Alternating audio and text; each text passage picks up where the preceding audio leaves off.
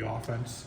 No, it's been good to see him out there. We're still taking it day by day, so he's still getting his rehab in and making sure he's doing all those things right, on a daily basis to make sure that when he does get back, we try to keep him out on the field. But it's been good to see him out there on the practice field. What's the most difficult thing when somebody's been out for, a month and a half? What do you think the most difficult thing is in coming back? Definitely, you got to knock the rust off a little bit and get their footwork, their timing, just playing the game in general. Get all that back in realm, and then just getting the full operation of the play calls from the sideline, seeing everything. And we got a lot of different tempos that we're using right now, so just getting back in the rhythm of that.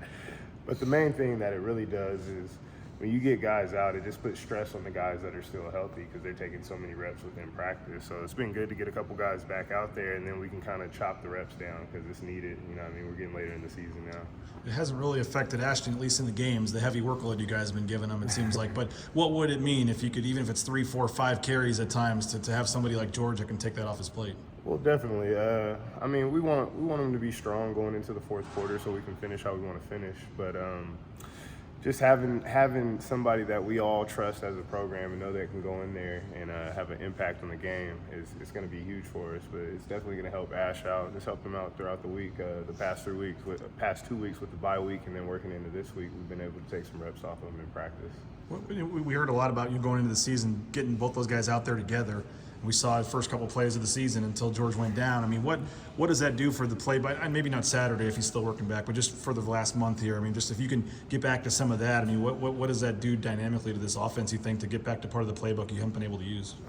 It's gonna do a lot. But we've done some of our two-back stuff, but just with the numbers down so low, we didn't want to work it too much because it would have stressed us out a little bit in the room. But just having them back, we're definitely gonna dig into our two-back a little bit, and then hopefully get some other guys out there in some different roles too. There were some games where, or going into the season, you guys were maybe one of the deepest positions on the team, and there were some games where you maybe had 1, 2 backs suited up. Weren't you moving guys around? What's it been like for you trying to deal with all those injuries? You just got to make sure everybody's ready, but a lot of it's just looking up in the sky and praying, hoping that no one goes down. But just keeping everybody ready in all situations, and having this pop up, it's really helped some other guys grow. Like Breezy's grown a lot. I know he hasn't been on the field that much, but he's grown so much, just knowledge of the playbook and just playing college football in general, because he's banked all these practice reps, and so I'm excited to see what he's going to do moving forward. We've talked to Andy quite a bit over the past month and a half about Ashton's workload, and he keeps saying, hey, if he's playing hot, we're going to feed the hot hand. How do you balance that with, when George does come back, with feeding the hot hand, with, kind of giving this guy who can also do great things for you guys a chance at the ball? Well, we're in two totally different spots with these guys. Ash has been rolling and George is working back in there. So we couldn't just fully just say, all right, here, George, you go in here and you play 40, 50 snaps or something like that, even if he was going to do that. But it's just making sure that, just like I've just been saying, just making sure everybody's ready in all situations. So you can't bank too much and say, oh, hey, we're going to push George here and then we're going to play this here. We're going to go back to like it was in fall camp. We just got to make sure we're doing everything we can to make sure everybody's ready. And you'll see a few different guys out there in different packages, but it's just fun to have my whole unit back. I'm not sure what else can be said about Ashton that hasn't already been said, but the opportunity that he's had to take advantage of with guys going down and not having George, and the workload he's had, and to look up and see that he's number 1, number 2 in the nation in a lot of these categories. How impressive for a true sophomore has it been to see what he's been able to do here? It's been super impressive, but the main thing that's really triggered all this is his day-to-day habits. If you saw him in practice and see what he's doing every day, that's what's triggering him to go into the games and play so confident. He's treating every day like game day, and that's something that we've been trying to get through to him, because he's doing all these things, but at the end of the day, he's in his second year of college. And so sometimes your practice habits, sometimes you're a good player, but your practice habits don't follow. But now he's starting to put everything together to where he knows, I got to do this on Tuesday, I got to do it on Wednesday, I got to be locked in on Thursday, and when it comes to Friday, I got to put it all together. And so he's doing a really good job of doing that. I know the offensive line has played really well this year, even with some younger guys in there, but Andy said this will be the first time since the first week of fall camp that you maybe have the group you thought you were going to have. What can you say about what the offensive line has done, and could it even be better now?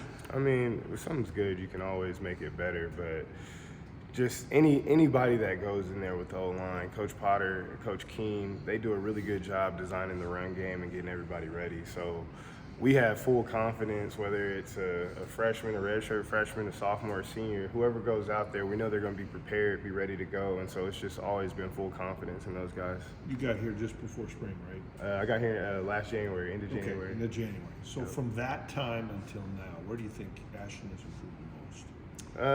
He's just improved in his daily habits. You know, when you're a freshman, you're still kind of figuring things out, and you don't have as much. He had game experience, but now he's coming up on that 20 game mark, and so he's got a lot of different places to pull his experiences from, and so that's really what's triggering him and letting him be able to play as fast as he is. Because now, once he's getting to this point in his career, the game's truly starting to slow down for him. What are you going to see from Wyoming's defense? Physical. Sound. They play hard as heck.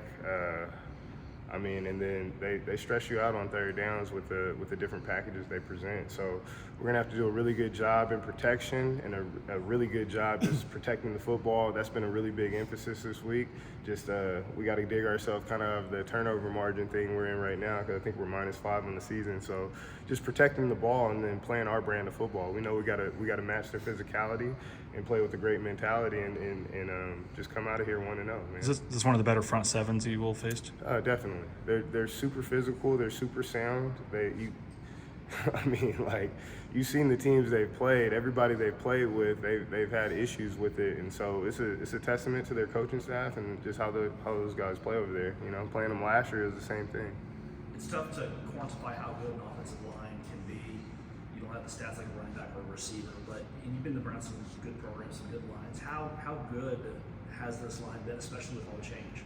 Man, like I said, man, Coach Keene, he's super detailed. He does a really good job with those guys. And just to see how much work they put in behind the scenes, they're in here multiple days a week. They're in here early before meetings. And a lot of people don't realize they play special teams as well. So they're in our special teams meetings. They're going back and forth, different meetings, and they're making sure they put in the time. And so it's just really cool to see how those guys work together, whether it's our one line or two line, or we mix and match throughout practice. They do a really good job, and they're just a cohesive unit, and they're awesome dudes too.